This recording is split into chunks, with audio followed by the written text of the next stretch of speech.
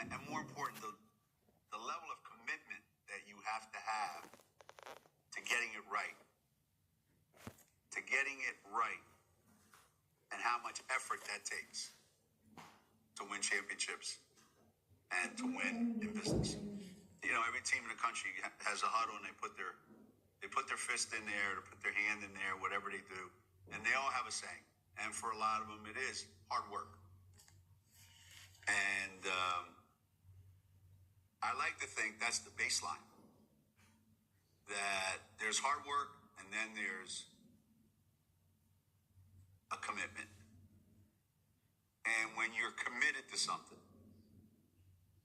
you don't give up on it just because you get tired. You push through whatever it is.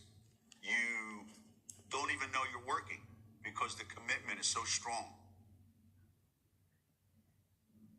That's the only thing you know. And sometimes you can work beyond your capacity and still not win. So you could be committed and still not reach that championship level. But without those things, you certainly are not going to reach it. The best way I can say this is this. Everybody wants to win. Nobody sets out to lose. Okay? So take that as a starting point. Everybody wants to win. Not everybody wants to prepare and train to win at the highest levels. So if you want a championship team, then every day you have to train like a championship team. Think about who are you going to have to beat to win a championship? What company or what group, who is your competition and you have to beat them? What do you think they're doing? You have to assume that they're training at a championship level. So you've got to max out every day your training to where you go home and your players and you know it can't be done any better than the way we just did it today in practice. And now you got to get them to be that every day.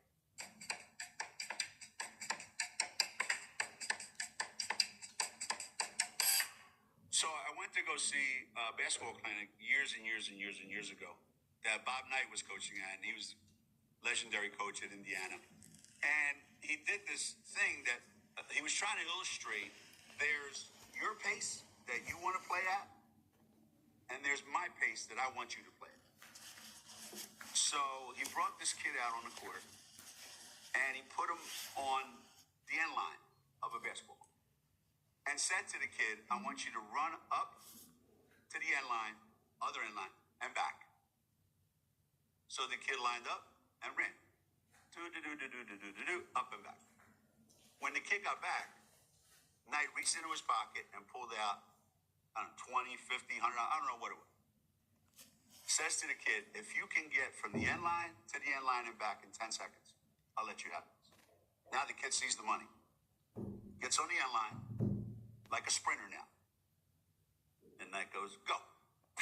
Like a bat out of hell. That kid takes off, hits the line, comes back, and Knight's like this. And the kid gets about 2 feet from the end line, and Knight goes, 10, you just missed it. And the kid's like devastated. Like, what do you mean? I didn't even hear you count. His point was, the first time I asked you to run it, why didn't you run it that fast? But when I put money up, you ran it as fast as you could. So I took that back with me, and I said, so from now on, anytime you're doing it the other way, I know you can run faster. So now that's the pace we're going to play at. And I thought a simple thing like that showed that kid that, yeah, I have another gear. I just never knew how to look for it. And now that I have it, I found a new way to play basketball. If you know your group, you can set a high standard. Are you overestimating their talent? Are you wishing they were that good, but they're really not?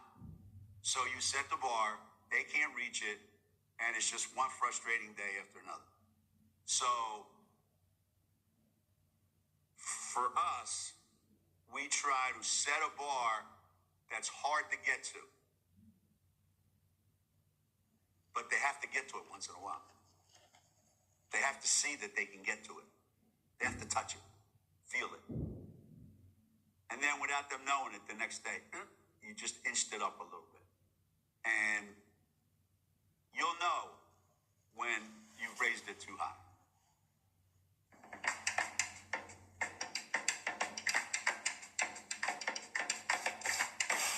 I read a quote one time from Vince Lombardi. He said, good coaches know when it looks right. Great coaches know when it is right. So you can fool yourself into thinking, that looks good enough. Or you can get it right. And I don't know that there's any other way. I speak at a lot of things that I get asked to try to explain, how do you motivate young people today? And I say, the old-fashioned way. Say, I'm Italian, I'm Catholic. What's the best way to get somebody to do something? Make them feel guilty. So, that's what I do. You ask them, flat out. You just go, is this the best you got? And invariably they'll say, nah, I got more. All right, let's go. Let's see it. So you're not like, push, drive. When you sense that they're ready to give up, you ask them, is this it? Because if it is, we'll stop. If this is all you got, we'll stop. And sometimes I will say, because it looks pretty good. So sometimes I will say, all right, let's go. Like you guys would in this setting right here. Okay, that's a wrap. Let's go. And you know you have a good team when a couple of them go, no, it isn't. No, it isn't. We're staying here till we get it right. That's when you know your culture is kicking in. We're always pushing the limits of what can be done. And too many times, I think, you stop before you hit that wall. Because you know when you hit that wall, it's going to be really painful. But isn't it our job as leaders to make them go through that wall, come out on the other side, and say, that wasn't that big. And look for the next wall. But too many kids and too many of us, I know, personally, we stop before that wall. So we never find out what our limits are. We create limits in our own mind. And it's my job as a leader to tell them there are no limits until you can't do it. We're not going to practice till we get it right. We're going to practice until we can't get it wrong. And to me, if your team can reach that level, and obviously I've had some teams that could, if you ask them to do it wrong, they wouldn't be able to. Sometimes you just have teams. I've had teams, a couple of Diana and Sue's teams, Maya Moore and Tina Charles's team, Brianna Stewart's teams. You just have this group that meshes so well together. They do everything exactly the way you want it done. And they make it look, they can do it on demand anytime you wanted them to.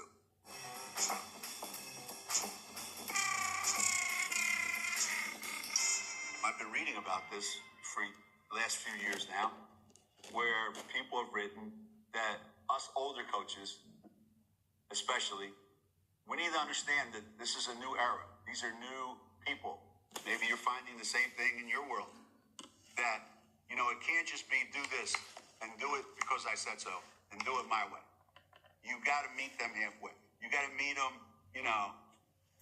where they live, I guess they keep saying. You got to meet them where they live. And I thought about that, and I thought about it some more. And I thought, why? Why do I have to do that?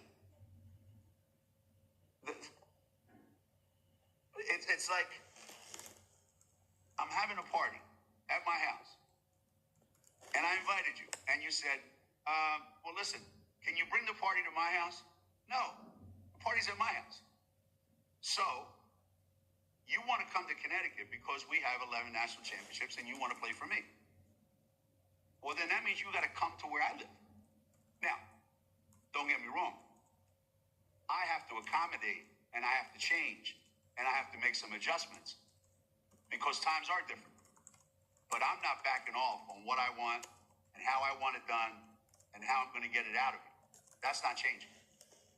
Because in the end, see, if I meet you halfway and you leave here without a national championship, you're going to wish I pushed you harder. You're going to wish I made you do it my way. So it's a delicate act, but, and this is not meant to be, arrogant or egotistical. I have something that you want. You don't know how to get it by yourself. If you come here, I can show you, and hopefully we'll get it. You want to stop there?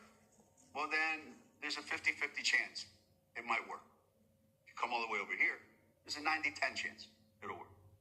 And in the end, people are still the same as they've always been. They still want structure. They still want discipline. They still want you to help them get better. I tried a couple times saying, you know what I'm going to do? I'm going to act like everything they did is okay. Maybe you tried this with your employees. Everything's okay. I want to really build your self-esteem. I want you to feel good about yourself.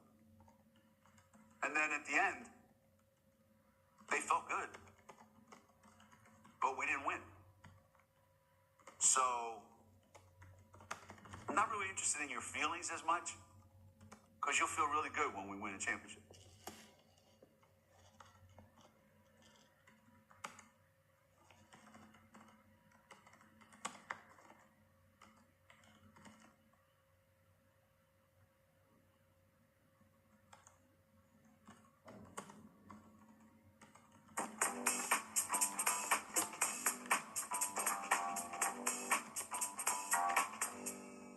I truly believe that with the absence of pressure, it's very difficult to accomplish great things. Pressure helps you accomplish those things. There's a process that you have to go through to accomplish something great. The reason it's called great things is because you have to go above and beyond. So what kind of pressure? Time pressure? Peer pressure that somebody's trying to get there before you are? Pressure in how many people are counting on you to make sure you get it done? So all those add to the pressure. If somebody says to you, hey, listen, this is what I want you to do. You've got an unlimited amount of time to do it. You've got no obstacles to overcome. And you know what? If you don't accomplish it, it's okay. Nothing ventured, nothing gained. Well, then tell me how that's a great thing you just did. Anybody can do that. So pressure, to me, brings out the best in people. And it also brings out the worst in people. Once kids actually perform under pressure, they grow like right in front of your eyes. They just get this big. Because now they think they're invincible. They think nothing can touch them.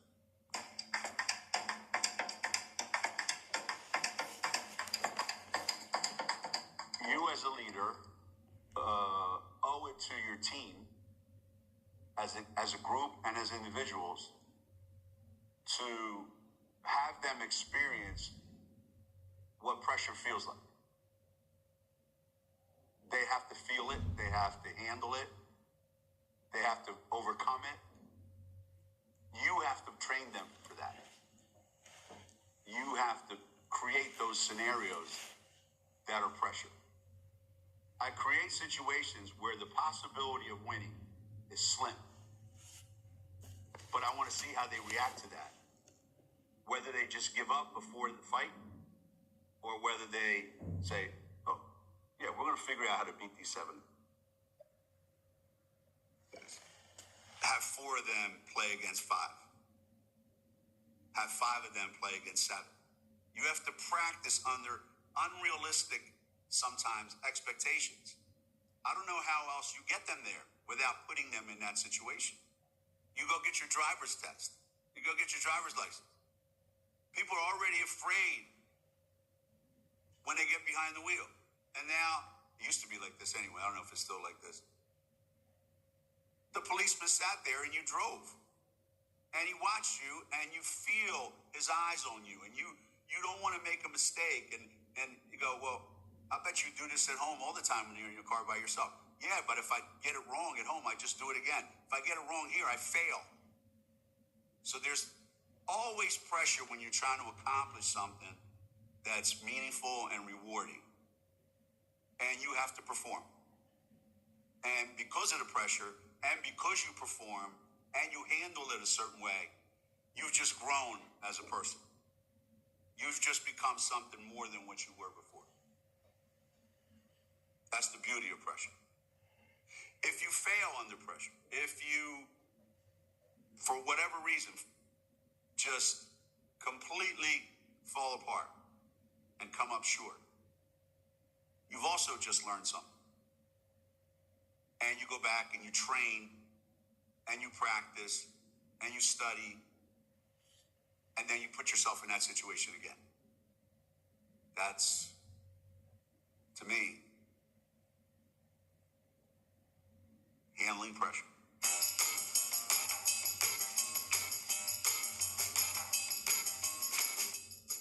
You know, I've always been fascinated by people who have to train for impossible things. And when I was coaching the national team, I had an opportunity to meet a couple of the guys that were Navy SEALs, and we talked about their training. And one of them showed me a quote about how you don't rise to the occasion, you sink to the level of your training. And I took that back with me, and I said to our team, I said, I had an opportunity to meet a couple of the guys that were Navy SEALs, and we talked about their training. And one of them showed me a quote about how you don't rise to the occasion, you sink to the level of your training. I took that back with me, and I said to our team, I said, do you really think that if we practice a certain way every day, and it's here, that when we get to the Final Four, we're going to play here? You're hoping we get lucky then. But if we practice here every day, and when we get to the Final Four, it's going to drop. There's no way you can practice at peak or play at peak performance under that kind of pressure. It's not possible. So you'll drop. But where we'll drop is still at a higher level than everybody else, provided we practice at that level, train at that level every day.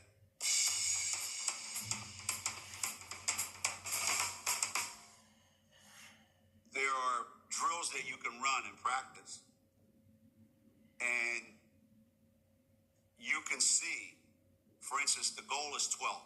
Say we have 12 players in a row. All right, we got to make 12 shots in a row. Well, you only have to make yours. We have to just make 12. You make one, everybody else makes one. We're done. We move on to the next thing. The goal is 12. We just have to get to 12. And when one of the players is number 1, they make it. When they're number 5, they make it. When they're number 8, they make it. They get to be 9, 10, 11, and 12, they never make it. There's certain kids that never make it when they're number 11 and 12, and we really need that, or we got to start over again. They never make it. So you know now, that kid better not touch the ball at the end of the game. And there's other kids, they're 11 or 12 every time. It's not even a doubt. So they're telling you, without saying anything, coach, don't give me the ball at the end of the game.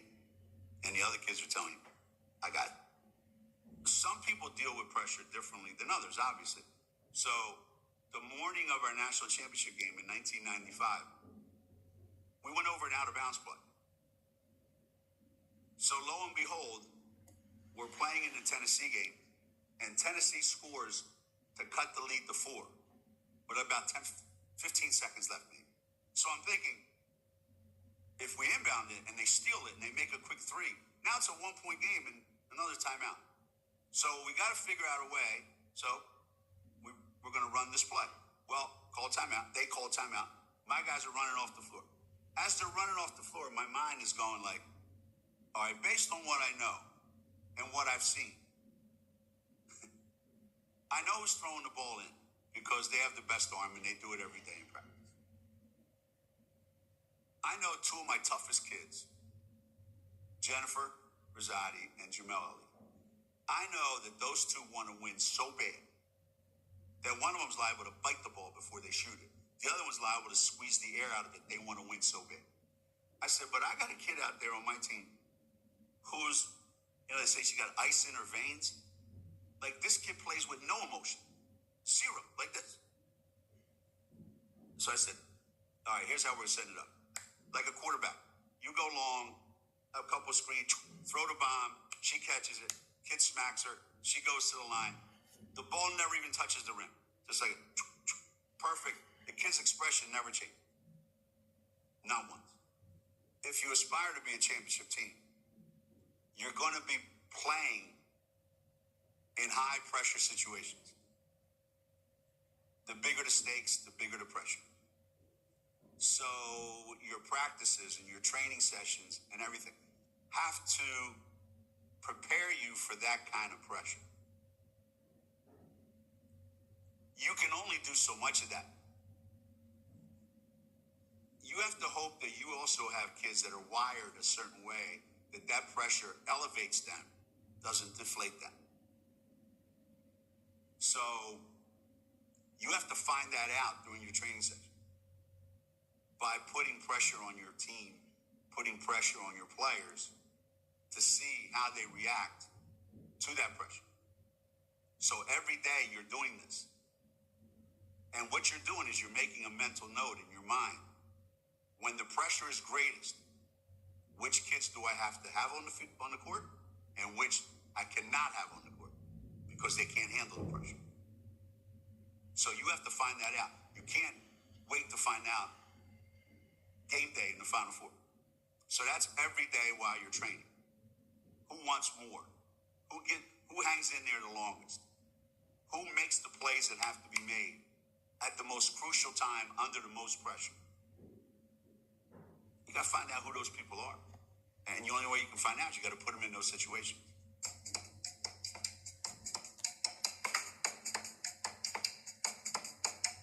Playing in a big basketball game to win a national championship is not pressure. I try to convince them that it's not pressure. I give them examples of what real pressure is so that they go into these types of situations feeling like, yeah, what am I worried about? This is just a game.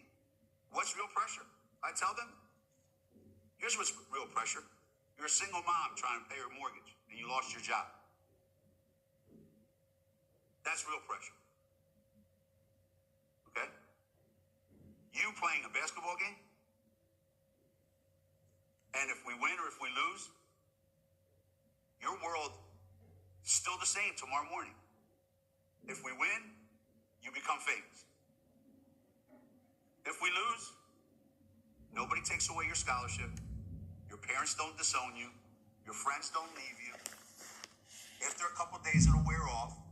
It'll sting. But your life goes back to normal. There's no downside to losing that game. But the upside, that changes your life.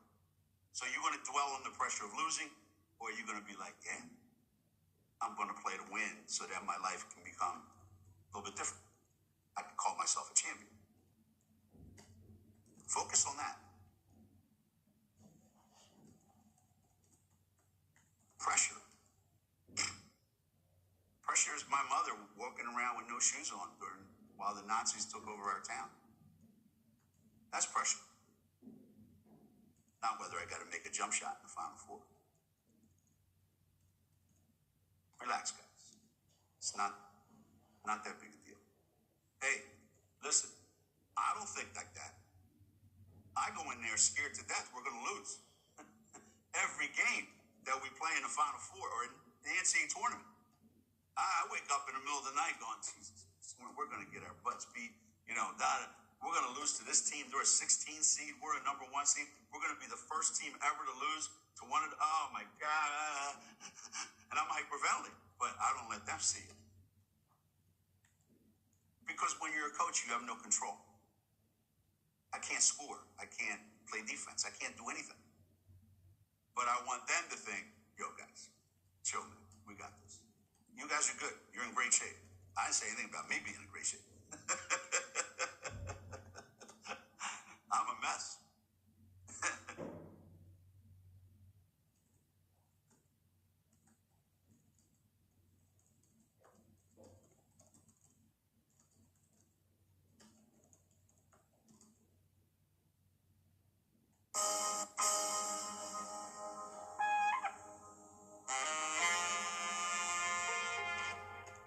Now we're going to talk about trust, building trust, gaining trust, how to balance that out with positive, negative reinforcement to players, receiving tough criticism, and how to keep that trust while you're doing that.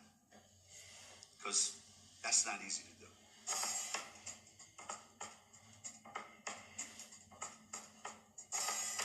Every single thing is based on trust. Every family, every organization, every group, small, big, there has to be a high level of trust that what I'm saying is what I truly believe, and that you believe that what I'm saying is meant to help you. Whether you like it or don't like it, I don't worry about that. I'm the messenger here. I'm delivering the message to you. How you receive that message tells me all I need to know about you. It takes time to build trust. It takes time. And yeah, you can lose it like that.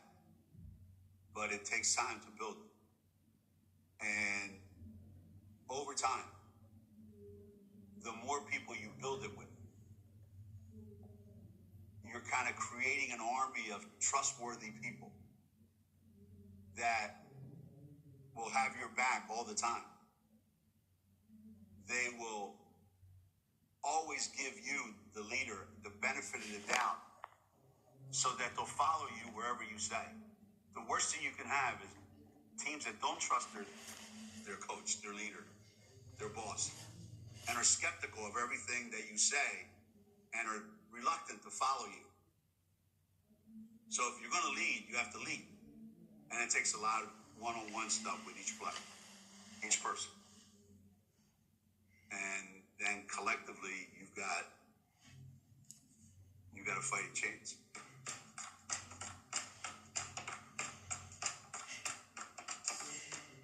The quickest way to lose the trust that you need to have between you and your team is lie. Lie to them, false hope. Give them the feeling that there's a chance when you know there's no chance. Tell them that they're going to get an opportunity when you know you have no intent to give them any opportunity. Treating players differently, that what's acceptable and unacceptable for this player, those rules don't apply to this player. Now there's that, what you need, that trust is no longer there.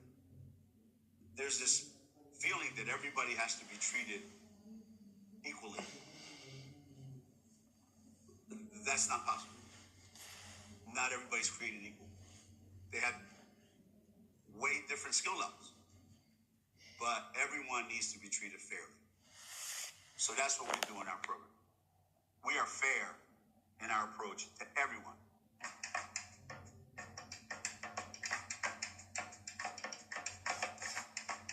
As a leader, how do you balance tough talk and compassion? How about I say to you, one of my people, your employees, my players, listen, if you were me, how would you coach you? How would you talk to you? What would you be saying right now about what we're talking about? Would you be patient with yourself? Would you be understanding all the time? How would you be? Tell me. Help me help you. Help me coach you. But I think the number one thing you can do with a player or employee maybe is say to them, I understand. Sometimes that's all you have to say. Listen, I understand what you're going through. I understand why this is hard. I understand what a struggle it is. I can see you're frustrated. Acknowledge it. And then here's how I can help. And you have this happen with teammates. So you have a teammate who knows one of their teammates is not being held accountable and is not doing what we need them to do and is stepping outside the boundaries of our culture. That's it. And they come and say, Coach, so-and-so, so-and-so, so-and-so. I say, well, have you said anything? No. Well, then why are you upset? Why are you upset that she's doing it if you haven't told her that that's unacceptable? She's letting you down. Tell her that. Your job is to say it. If they take it the right way, they will be better, we will be better, and she'll thank you for telling them. If they take it the wrong way, then she's not really interested in us getting better. Now, as a leader, you have to try to show them the right way to deliver those messages. And I've had amazing teammates that knew how to walk up to you and say something that you really needed to hear and say it in a way that you loved the fact that it was said to you, even though it was hurtful. And I've had teammates that they don't like something that one of their teammates did, and they kind of like walk away from them and talk underneath their breath as they're walking away. Like that's going to help? All you're doing is making that teammate of yours never want to hear anything you have to say anymore. So when you put yourself in that situation as being a team leader, you are now saying, listen, I do this every day, and you need to hold up your end. And that person that you're talking to will understand that and will also know you're right. Why? Because she believes in you, because she sees you every day doing exactly the right thing. I have to show them how to do that because kids don't normally know how to do that. Who wants to have a confrontation? Adults don't want to, much less 18-year-olds. But I have found that when someone is talking to my players and they go, so what is it that about Coach Ram? They go, well, I'm telling you right now, he's going to be brutally honest with you. So if you can't take it, don't come here. Plain and simple.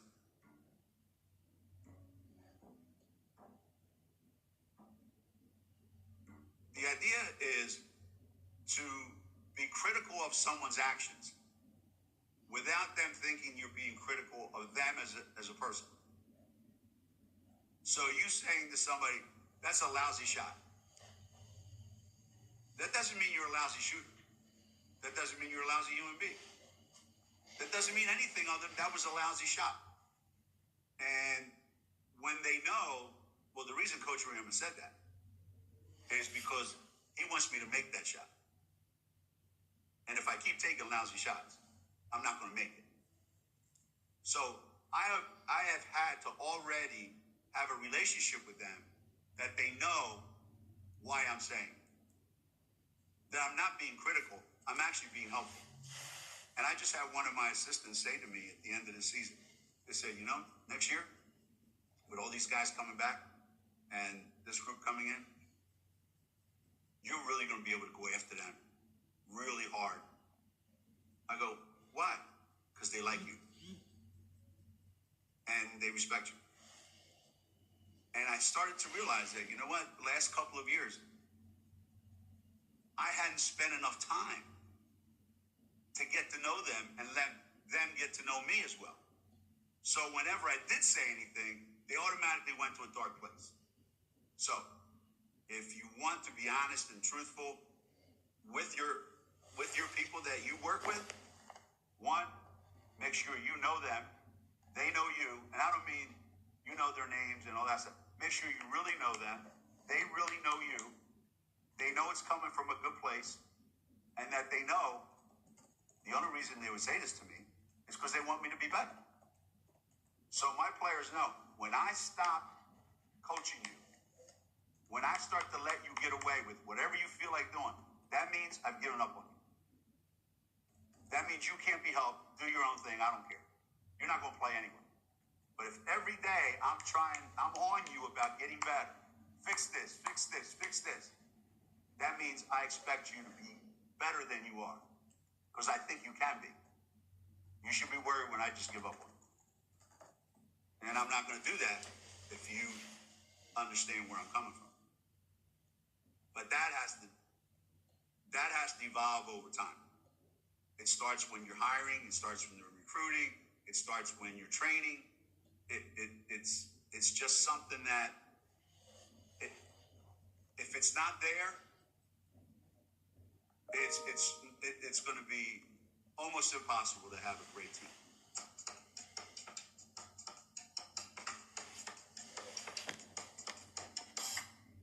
I know in the world that I live in, with kids being kids, if I call someone into my office and I say, listen, you need to be doing this, this, and this, because what you're doing is not helping our team.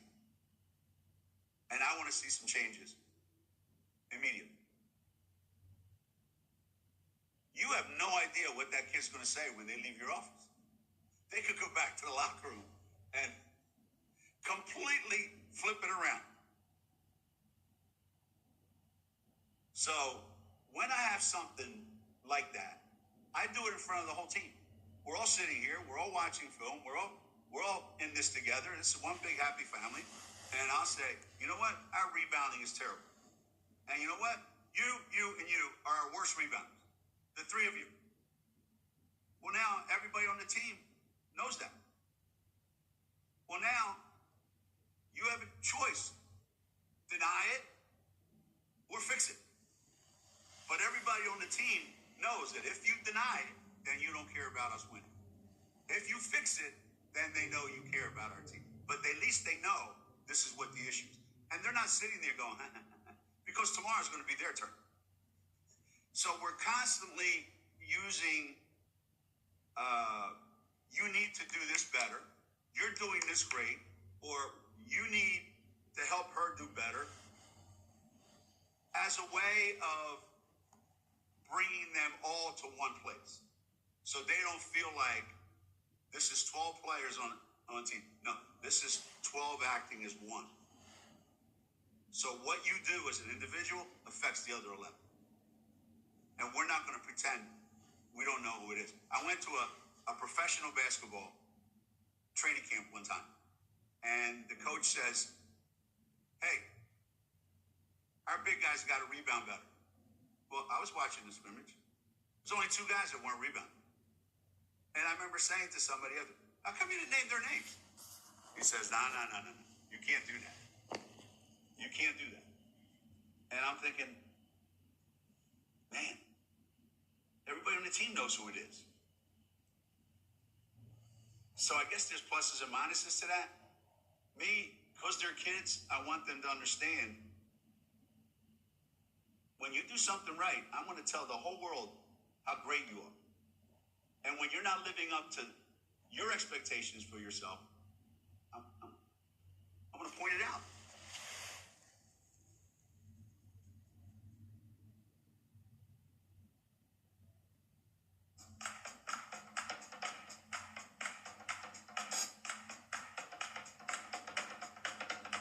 As a coach and as a leader, the key individuals are the people that are doing all the work. And for us, it's the players.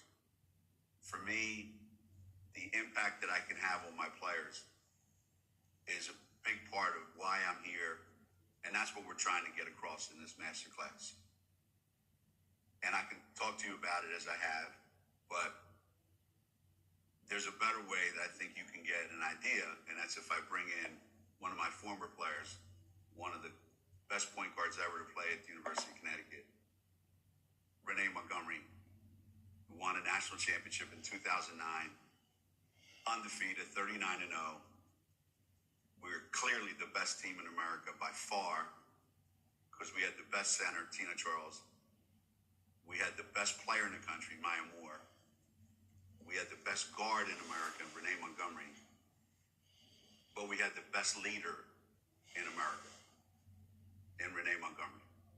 And she led on the court, off the court. She represented everything that we aspired to be. And she continues to do that now. It took tremendous courage for Renee to opt out of playing basketball for the Atlanta Dream during the prime of her career, because she saw another calling in her life that she was also passionate about in addition to basketball. And her experience with social justice and the social injustice that was occurring at that time. And as the George Floyd situation just erupted all over America, there were a lot of things said and a lot of things done. But as people say, if they're all is said and done, a lot more is said than actually done. Well, what Renee did was actually act upon it. Took the year off and devoted herself toward addressing these social injustices that are prevalent in America today and have been for quite a long time. And that's why I have so much respect for her beyond as a player. And it's taken her to greater heights than basketball ever could. It's increased her platform way beyond just the basketball court. And she will now become part owner, which is unheard of in today's day and age. For a young Black woman to have not a playing stake, not a coaching stake, but an ownership stake in an actual professional basketball team. So for all those reasons, I can't think of anybody better to illustrate what we're talking about here than Renee Montgomery.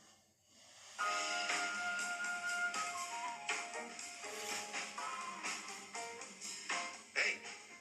What up, Coach? What's going on? Nothing. You got a whole master class now. What? Yeah, well, there's like 40 people here. It takes that many people to make me look good. Oh, my God. So, you know about this program, Masterclass? Yes, of course I do. Yeah? You don't? I do. Yeah, I know all about it. Good. Curry has a shooting class. Yeah. I'm not shooting anything.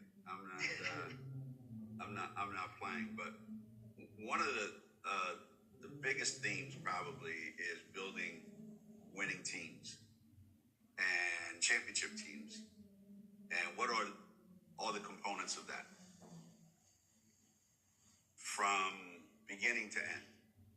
So the first question I would have for you is, what was that journey like from the time you got to UConn as a freshman to the time we actually won a national championship? What had to happen in between those years, in your mind? Yeah, no, I know what you're asking. So my freshman year, I actually got in trouble because UNCD told me basically like I have to take ownership of this team. Like, I can't just sit back. When I was a freshman, we had seniors on the team, so I kind of just laid back and followed their lead and wanted to, see what they were doing.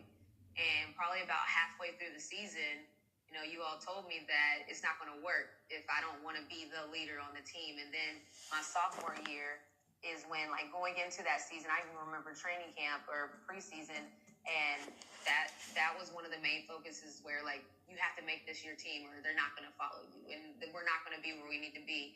And when I was younger, I was thinking, like, that's crazy because we had seniors my freshman year, we had, juniors and sophomores my sophomore year, and I was like, okay, so I'm supposed to lead these older people, but I think the more I didn't even have a choice. You basically told me I had to, so I had to figure out, well, how can I go about leading people that are older than me? I think that was the first thing that had to change. And the more ownership I took in it, I started to see the better we got just because we had a direction. And it wasn't easy. I'll tell you that being at UConn and not having won your freshman, sophomore, and junior years is crazy because everyone even now asks me, how many did you win when you went to UConn? I'm like, just one. So, but I'm proud of that one. I would say I'm proud of that one. But what had to change, what I had to learn was that no one else is going to do it. Like, I had to take ownership of myself and basically made me do that. What does ownership for you? What did that look like? What did that entail? Accountability. I think I'm very non-confrontational. So holding people accountable was uncomfortable. No. You used to be non-confrontational. I used to be, yes. I used to be very non-confrontational. Yes. And so I didn't like having to hold people accountable because I didn't like that, going head to head with them. But I realized that at a certain point it was either, first I had to hold myself accountable. So I had to make sure that I was doing things right because I think something you told me was, like, you can't hold other people accountable if you're not doing what you're supposed to do. So first I had to realize that I had to do things the right way. I had to lead by example, and I had to be that person so that when I try to hold other people accountable, they can't just turn around and be like, well, you're late, you're not running hard, you're not going hard. So the first step was me, and then I had to get comfortable with being uncomfortable for real, because telling people that are older than you, like, hey, do it better, that's not comfortable. But I had to do it a lot because I saw that when people, no one wants to let anyone down. So once you start to let people know that you're depending on them, it makes them perform a different way.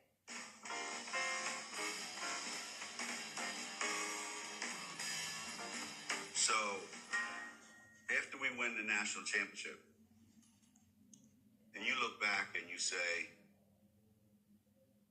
what was it that you took from me and said, all right, I'm going to be like that. I'm going to use those things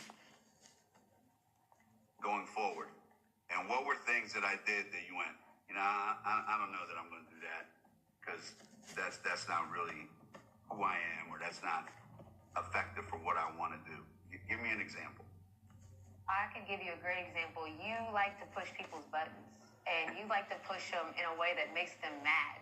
And so when I saw what you do, I saw how it works. Like, you get under their skin so that they try to prove you wrong. So if you tell a good player that they're not good enough, well, you know how a good player is going to react. They're going to try to show you that they are good enough. I took that, and then I kind of just twisted it. So I hype people up. I tell a good player there's no one better than you. I'm like, tell me somebody better than you on this court, and then show me there's nobody better than you. So it's the same thing you kind of do. I just do it a different way. And another thing that you do is you have the no excuses. Like when I told you we would have to do a drill, we would have to get it right. We would have to do it the exact way you had to do it. And so I take that literally with me. I would tell them when I first went to Atlanta, I remember that, in Minnesota, there wasn't much that I had to do as far as being a leader because they were already doing things the right way. But when I got to Atlanta, I had to understand that this is different. There's a different culture here, and I wanted to try to put that culture of the no excuses on our team, and that's what I took directly from you, because I remember even in practice sometimes at UConn thinking things were unrealistic. When you would bring Birdie and Rita back, and all these other great players and expect us to beat them. I was like, this is unrealistic. But I had to realize that it is realistic because they had to do it and they've done it before us. So I had to take the no excuses out and then just the pushing people's buttons, but just pushing them a certain way. You know, I would push them. I'm the hype man. You're going to get under a player's skin.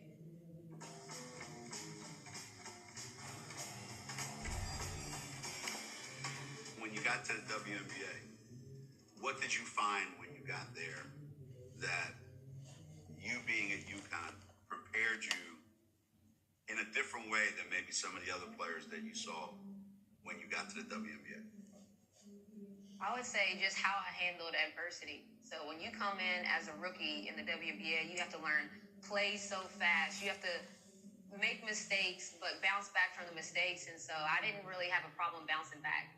You know, I was always prepared. I think people were surprised at how prepared I was, but I was surprised that they were surprised. I remember you would ask us questions about our scouting reports. You know, and so I knew going into any tournament game or any game, like, I need to know my scouting report in case he asked. And so I just took that mentality. Like, I don't want nobody to catch me slipping in a sense of, like, why didn't I know that? Or why don't I know my play? Or why didn't I watch my scout? I was shocked when people just didn't do it. Like, honestly, I didn't even know that was an option because it wasn't an option at UConn. And so when I got to the pros and people would be like, hey, did you watch that scout? And I would be like, yeah, of course I did. What you talking about? Like, that was shocking to me. So I think just how to be now knowing that being a professional, I see that at UConn, you trained us to be professionals while we were still kids and young. And so now it was just a part of my lifestyle. Like, I'm always going to be on time. I'm going to know my scout. I'm going to know who I'm matching up against because I didn't even know that was an option at a certain point. Yeah, well, you ought to come back and talk to my team now. They could benefit from Y'all getting soft over there, Coach. Yeah, we are being soft. We're going to stop doing that.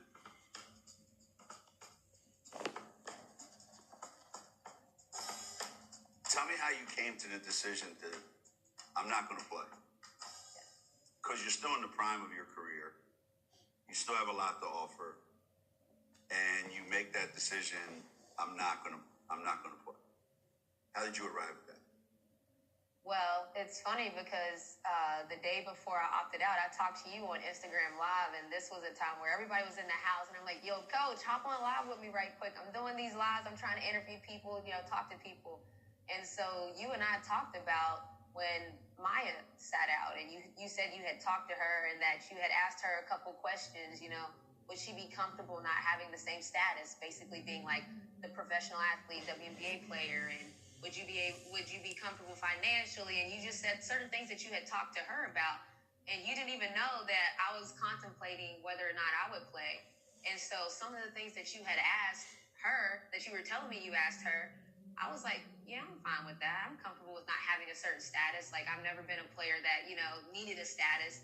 And financially, I'll figure it out. But how I came to that was, everyone knows I love the game of basketball. I play it a certain way. But I just felt like things were bigger than that at a certain point. I felt like I didn't like what was going on, and it hit close to home for me having my nephews, nieces. You know how close I am with my family. I had my niece with me everywhere. You held my niece on senior night. So I'm close to my family. And then just hearing, my nephews had went through a situation where one of the neighbors was following them, I felt compelled to just speak out, and I felt like this is the time. And I'm a parent now as well. So that I have a little son that's 13-year-old. And so for me, I just started to think about them, and it became bigger than basketball.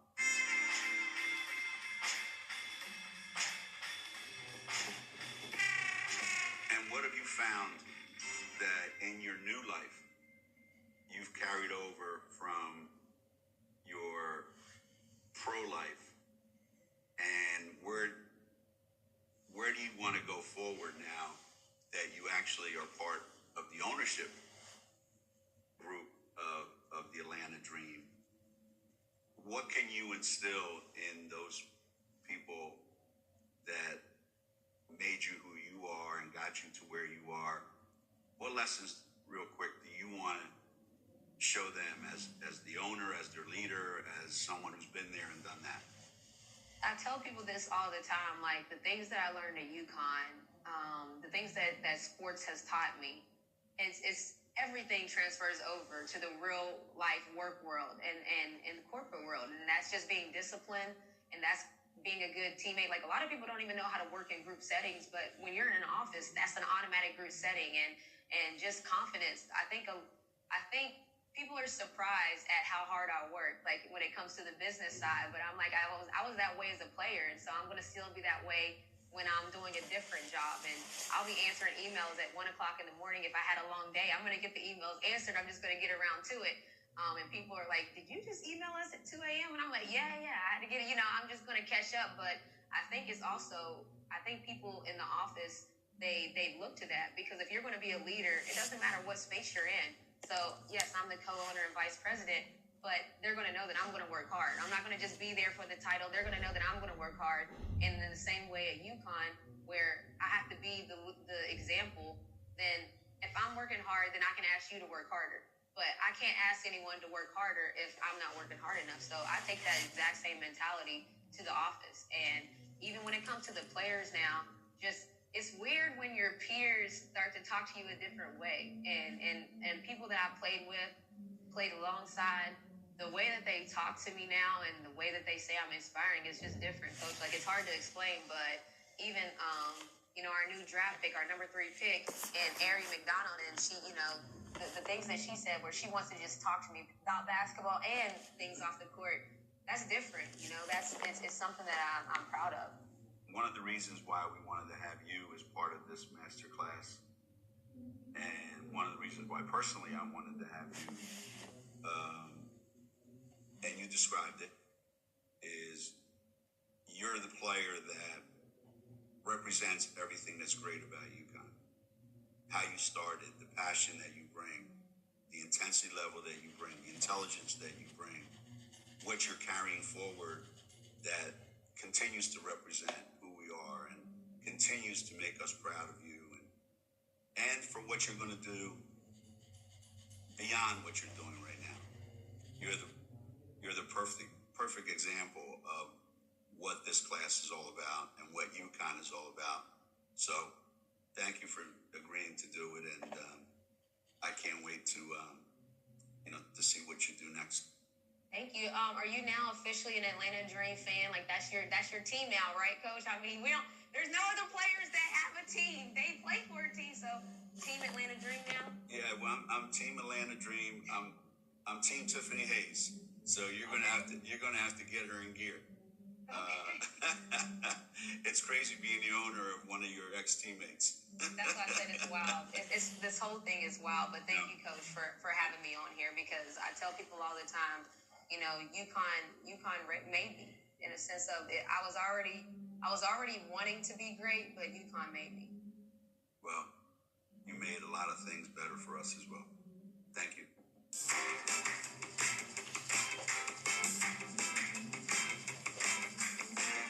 Talking to Renee right now, at her age, while we're in the midst of putting this class together, if you were paying attention, which I'm sure you were, you heard her use so many words and so many examples of what we have already talked about. So the thing that hits home with me is that after all these years, she still remembers those key words that I used about accountability, about leadership, about ownership, and how to be responsible for the outcome. So for her to still talk like that and still believe in that and still be living that after all these years, it makes me feel like I'm on of what we have already talked about. So the thing that hits home with me is that after all these years, she still remembers those key words that I used about accountability, about leadership, about ownership, and how to be responsible for the outcome. So for her to still talk like that and still believe in that and still be living that after all these years, it makes me feel like I'm on the right track and that I did a good thing. And It's a good feeling.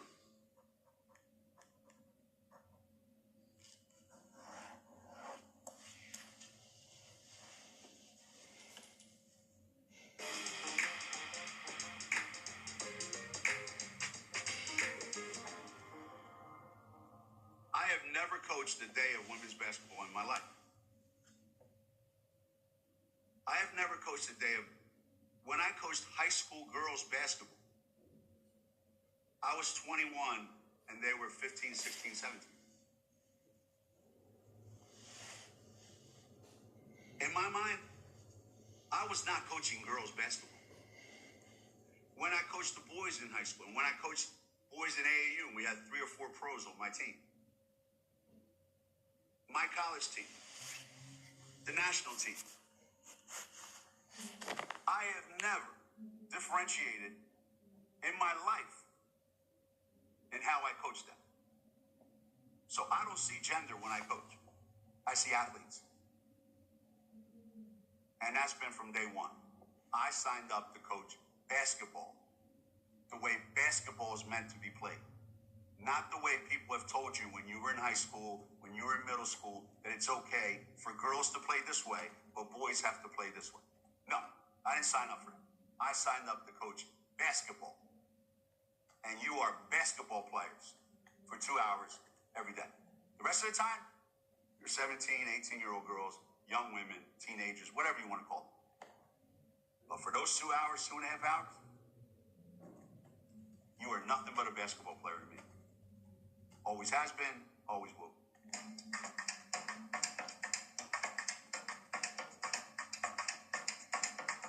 You know that picture that was in on all social media on it was the weight room, the weight room on the at the women's Final Four and the weight room at the men's Final Four.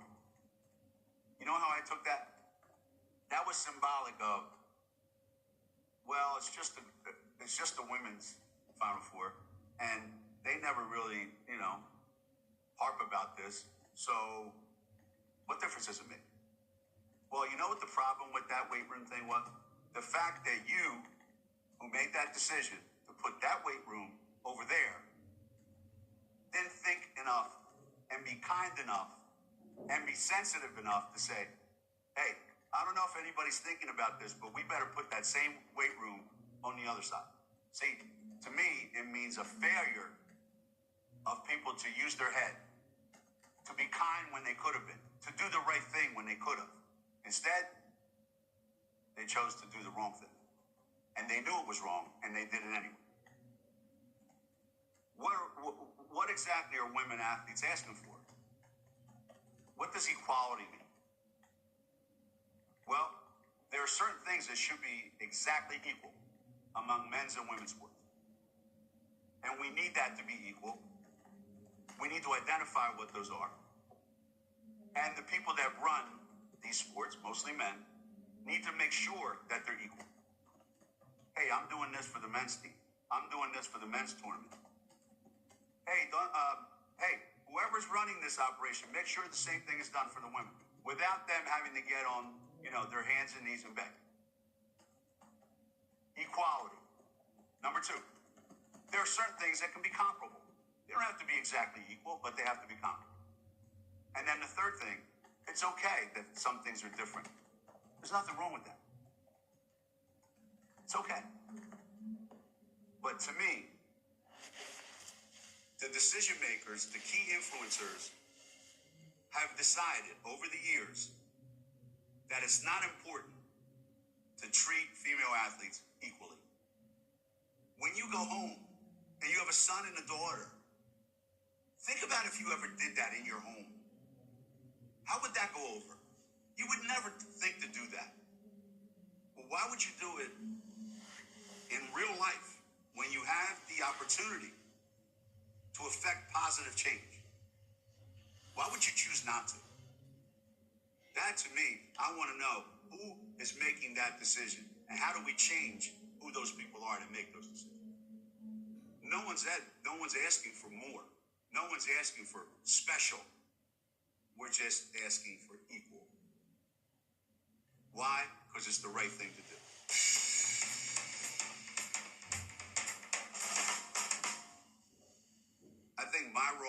man is to set an example for other men to treat women athletes as equals.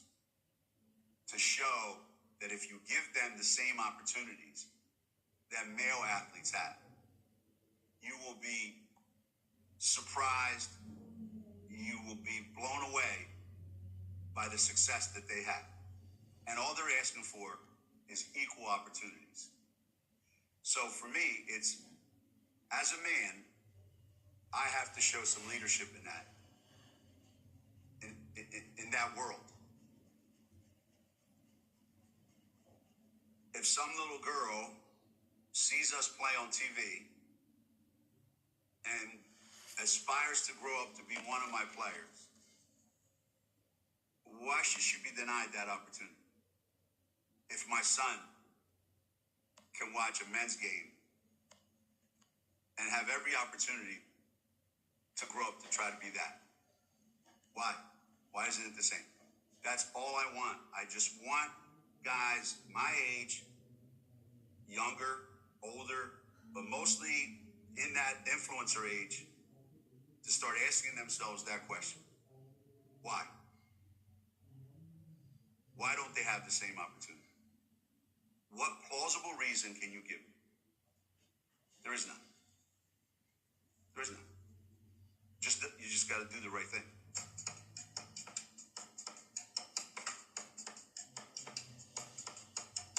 We're starting to find out, even as late as 2021, that there are two things happening all over America. You're starting to see racism and sexism as two things that you would think at this day and age, we would have grown into the kind of people that wouldn't tolerate that. But yet we tolerate it on a daily basis. And sometimes we add to it. We glorify it. I'm just a basketball coach. What can I do to change the world? I can't. I can just change the world that I work in and try to show everybody that, yeah, we bring people together from all different walks of life. And yeah, these women, they go on to do amazing things. I try to tell my players, I said, listen, if you believe in something, then you have to be willing to put yourself out there. Get criticized, and bad things are going to happen to you. And I explained to them growing up in the 60s. Okay? Kids put their lives on the line because they were trying to change the world. They didn't just go and sit in Central Park, bring their blankets and their lunches and everything and say, we're going to have a sit-in. That's our protest. They put their lives on the line for what they believed in. I think it's going to take a bunch of young people, and you know what? I see it more than ever before, how involved they are, how committed they are, how passionate they are about changing the world. That I've never been more excited about what young people are capable of doing than I am right now.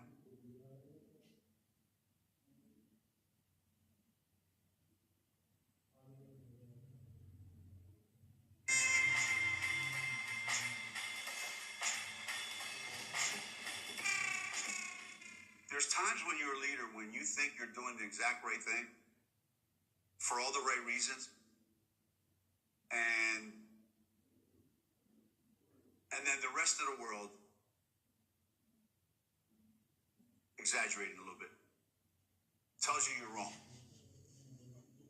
And we had this incident with our best player at the time, and it was senior night. And this kid, Nikisha, had a great career. It's her last home game, and she's going to break the school scoring record. And she never cared about stuff like this. But this game, she knew it. And in the first half, she almost broke the record in the first half. I think she needed like 28. I think she got 20 in the first half. She knew what was going on, and she just, boom, 1 point shy in the second half. She goes up for a shot and tears her Achilles tendon. No one near, nothing. Done. Senior night, that's it. No NCAA tournament, nothing. Finished. Well, we have one more game left. At Villanova. Coach in Villanova is a good friend of mine. I picked up the phone and I said, Harry, this isn't fair to this kid. Like this isn't right. This kid played 24 minutes a game. If she'd have played 30 minutes a game like everybody else, she might have scored 4,000 points. I don't know. I said, we got to do something, right? He goes, yeah, I was just thinking about calling you. I said, how about we do this? We get the opening tap. You let us go down there. She's underneath the basket. She gets a bucket. Okay? We call timeout. You guys inbound. We get out of the way. You get your bucket. Start the game 2-2. What do you think? He's like, sounds good to me. We go down there. There's like 5,000 people in the stands. So, we get the tap, throw it down there, she scores, the place goes wild.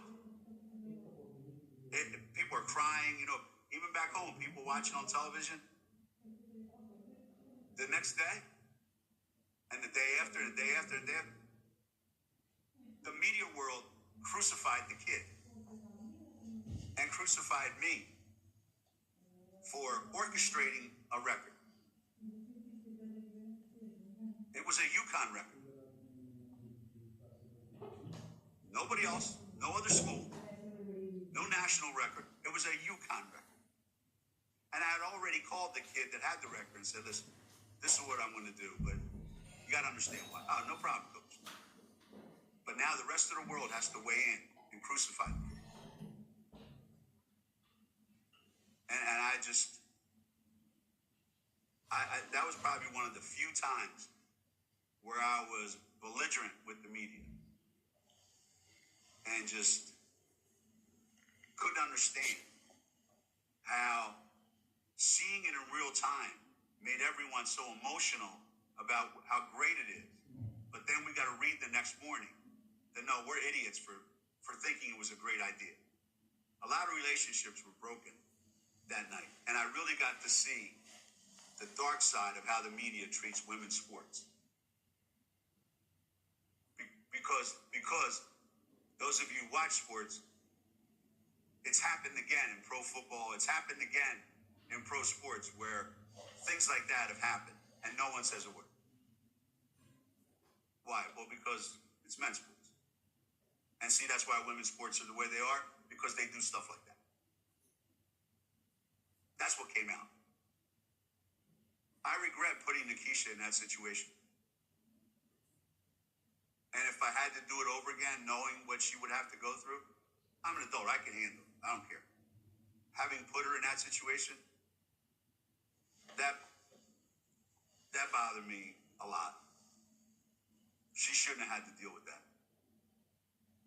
But we're probably as close as any player I've ever coached. So that's their problem. And that program, that record didn't last very long because, we had guys come along, they just went right by that number. So it was just for that night. That's all. Just for her to have that night, that moment. Maybe in the long run, it actually benefited Nikisha. Long after all this was over. And one way it benefited Nikisha was one of the most powerful agents of NBA players called me and said, that's the only women's player I want to represent. And he did. Because he saw something in her that was different. And the players on my team, they know, and the players in my program, they know I would do anything for them. Anything. And they know it. To this day. So when we played in the Final Four a couple years ago, there were 32 of my former players at the game. And we got a picture with all of them sitting in front of that year's team holding the national championship trophy. 32 from my 1985 team all the way to that year.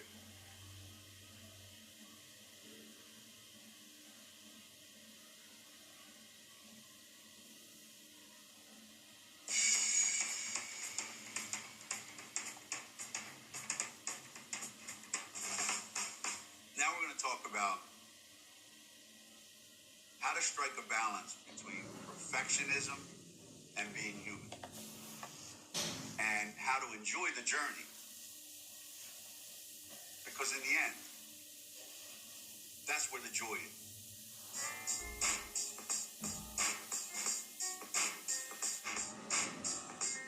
I have many faults.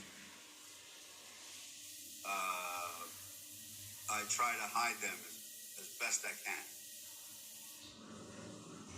One major fault, major flaw in my character is that I'm not happy unless things are done perfectly, unless we achieve perfection. Even while knowing it's not possible. The part about enjoying the journey, I got to work on that. That I need to watch a master class on enjoying the journey so I can learn about that. In the beginning of my career, I invented ways to win games because I knew we were not very good. So I would conjure up these things and say, if we do this, and this, we're going to win. Convinced that we could beat better teams. As the years have passed and we become the favorite in every game we play, I make up reasons why we're going to lose.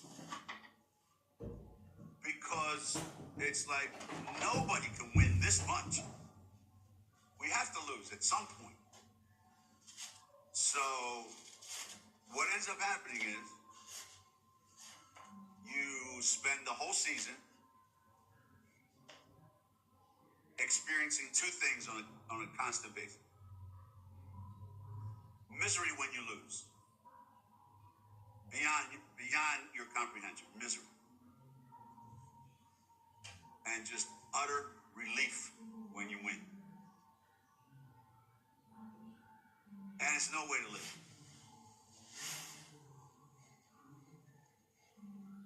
Enjoying the journey, to me, would be a growth process that I would love to achieve. And sometimes I actually do live in that space. This year, I think I lived in that space where I enjoyed winning. I enjoyed the process. And I wasn't as miserable after we lost. We lost twice. So maybe there's hope.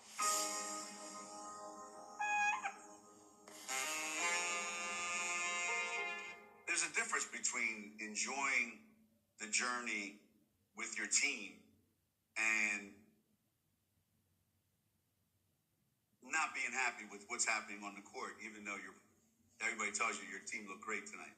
So one of my ways is to make sure that whenever we travel, we go, we travel to some great towns, in the Big East, Chicago and Washington, D.C. and Philadelphia and New York, Milwaukee, it's great places. So I want to make sure that when we get there, there's a great place for us to go to eat. And all of us can sit around together and support staff, and take a minute away from the intensity and the pressures of the game itself. And I want to show them this is part of the journey.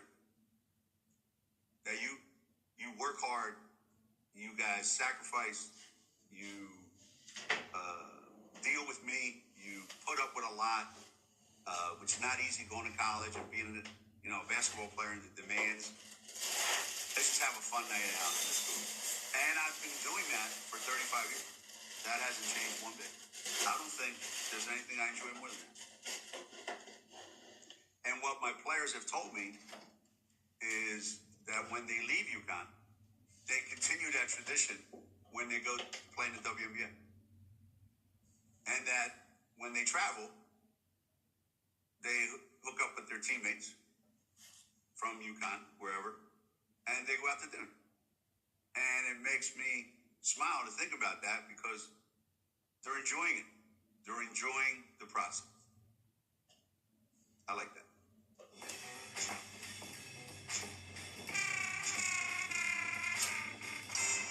Wasn't that Kipling who said the ability to treat success and failure as the imposters that they are? Paraphrase. We have to, as leaders and as coaches, we have to explain the difference between I failed at trying to do this. That doesn't make me a failure. I succeeded in getting an A because I tried really hard to get an A. And you know what? I got it. I'm not entitled to an A next time just because I got one this time. I got to work just as hard the next time and hope that I get another A. So these are coaching points that you have to make with your team and individual players. And I like that part of coaching because we have so much success that our players, our fans, everyone thinks we are entitled to be in the Final Four every year. We are entitled to a national championship. And social media being what it is, they make the players feel like you're a failure if you don't reach the Final Four and you don't win a national championship. So managing all that is really, really difficult in today's world. And what I like is pointing out that, do you know how many times we've gotten to the Final Four? 21 times. You know what our record is in the Final Four? 11-10. We've lost almost as many championships as we've won. Do you know how you introduced me today? Coach Gino Auriemma with 11 national championships. Nobody said anything about the 10 losses. So we have to approach this as no one's going to remember the losses.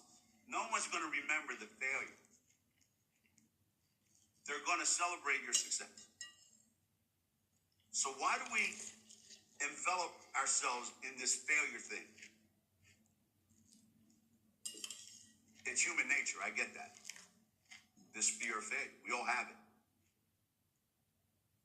But our job as a coach, our job as a leader, is to try to instill in our people this idea that our only goal in life is to strive to be successful, to strive to succeed. Because if we keep approaching things with a fear of failure, you will have very few opportunities to celebrate success. And maybe as an adult, I have to accept that that's part of me and who I am, but that doesn't mean I can't work really hard every day to teach my players the difference and how to handle both. What does success mean? And you're not entitled to it. What does failure mean? And by the way, you're not a failure. We just failed. So we failed 10 times to win a national championship when we were right there. Does that make our program a failure? No. Our program is an incredible success. So it's what we take out of these two things that really defines who we are. Not the fact that they happen to us. They're both going to happen.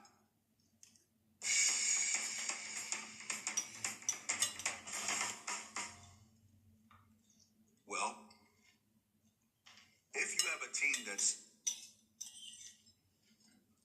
struggling, if you have a group that's struggling, you try to create scenarios where you can say, we're making great progress in this area. My assistants are great at that. Because I'll walk into a staff meeting and the first 5 things out of my mouth are negative about what we're terrible at. And they come right back at me with, we're a lot better at this than we were 2 weeks ago. We're a lot better than we were a month ago. And they'll bring up all the positives and all the gains that we've made as a team. So you want to create scenarios where you can let them know we're making progress. And that's good. We just got to clean up this mess over here. Because if you keep dealing and dwelling with the mess and ignore the positives that and the improvements that we've made, you're killing their spirit. You can celebrate little wins either by pointing out individuals. You might say, by the way, I don't know if you guys noticed, but so-and-so and so-and-so, you guys were amazing last night. I was just really proud of the way you guys played last night. And the rest of the team, like, yep, we were too, coach. So, in essence, you've celebrated these two, but you're giving the team a reason to celebrate as well. And be happy for their teammates. That's a little thing, but it goes a long way. And you can do the same thing by walking into, an office situation, a group situation, and just say, hey, I don't know if you've all been paying attention, but we have somebody in our midst here. This is what's been going on, and I just want to say congratulations. And thank you for your efforts. Simple. Simple gesture of kindness.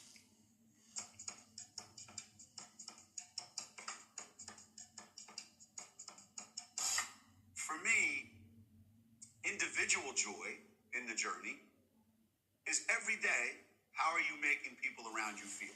Do you bring joy when you come to our practices? Are you an energy giver? Like I've had some kids, I'll bring up Stephanie Dolson to be one. Every day, showed up at practice, the same, like on top of the world. No one's happier than me. There's no place I'd rather be than right here. And everybody just plugged themselves into that battery and just thrived off of it. Are you that person? Or are you someone who sucks the energy out of every room you walk into? What kind of joy are you bringing to the program? So for each individual, it's what am I bringing that helps the program, that helps us be better? That's my contribution to enjoying the journey. The team enjoyment is, wow. I remember in November, and Coach told us that we are a terrible team, that this is the worst team he's coached in 35 years at Connecticut. And now here we are in March, and we're playing in the Final Four. Man, let's just sit back and think about what we've been through since November. And you laugh at all the times when things were going bad and you just can reflect. Because while you're going through it, it's difficult. Don't get me wrong. But at the end of the year, or when you get back from a road trip, that coach said, this is going to be really difficult. And you get back, and you handled the road trip flawlessly. And we played amazing. And you come back with this, man, that felt really, really, really good. That's how we get through a season. That's my goal every year for our team. Can we operate like that every year? Some years we can, better than others. Winning, true winning, is you never give up on people because you never know what that one thing might be. True winning is understanding failure is the first step towards winning. See, I didn't know that back then. I thought losing was the end all of the worst thing that could happen. You learn later that failure, losing, not being successful at something you set out to do is an indicator that you're getting close to winning and that you should actively seek failure in some cases. because it'll teach you how close you are to winning, and it will make you appreciate winning a little more.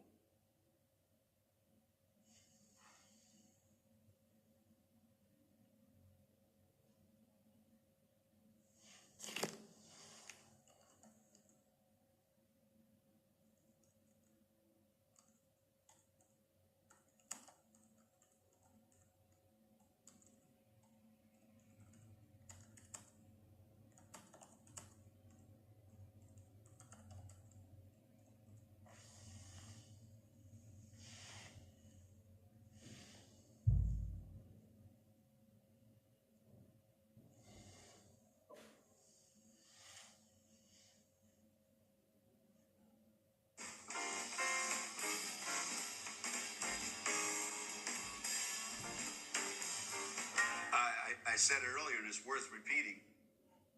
I don't want you to tap on the screen and say, I don't like the direction of my life that I've been living for 35 years.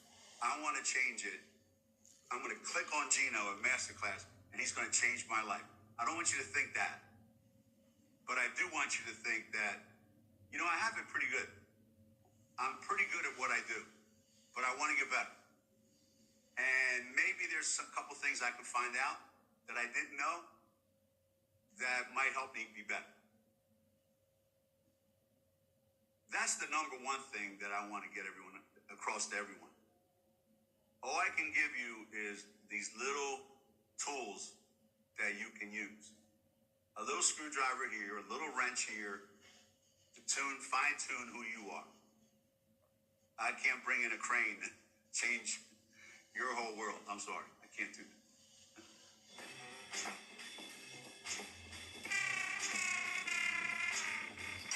Now I would say the number one thing that I wish I knew when I first started this was I cannot,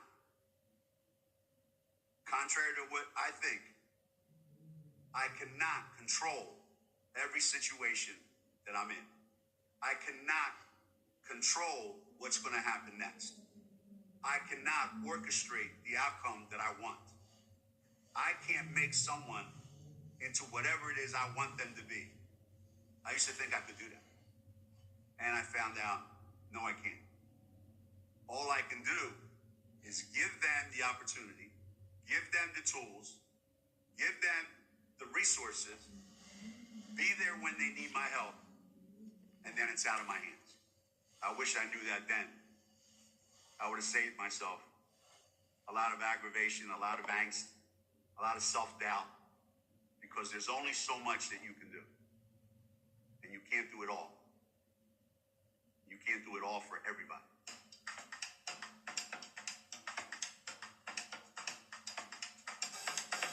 The question of what advice would I give you? What parting words would I give you? And I will go back to what my mother said. Work hard, make a lot of friends.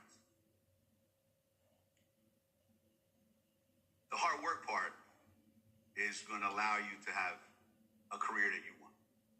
To make a lot of friends is what's going to really enrich your life. The people that are the best teammates growing up tend to attract the most people as friends. Not acquaintances, friends. So if you're a great teammate, and we've talked about how to be one, you'll always have a lot of friends. You'll have a support system. You'll have people who care about you. Why?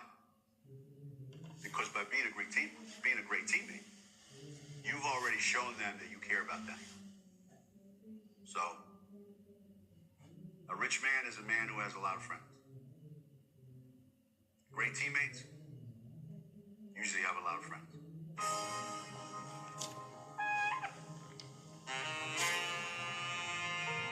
Is there anything you wish we'd asked you?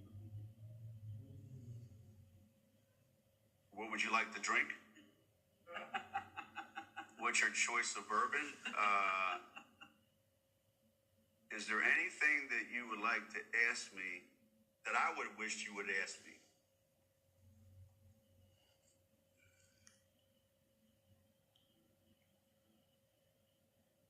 Are you at peace with the fact that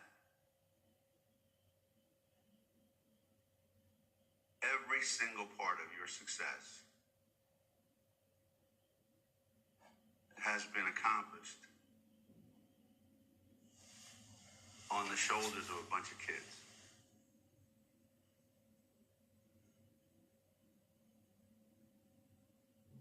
Are you?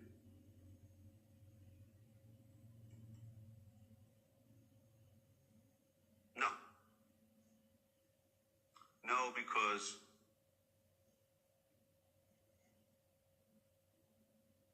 I don't feel good about the fact that I've benefited in so many ways more than they have.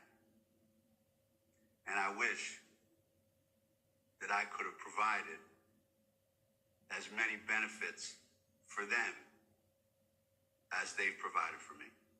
That's my one big wish that I could have done along the way.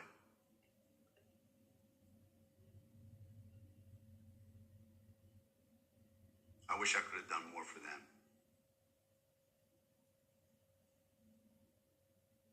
That would come close to how much they did for me.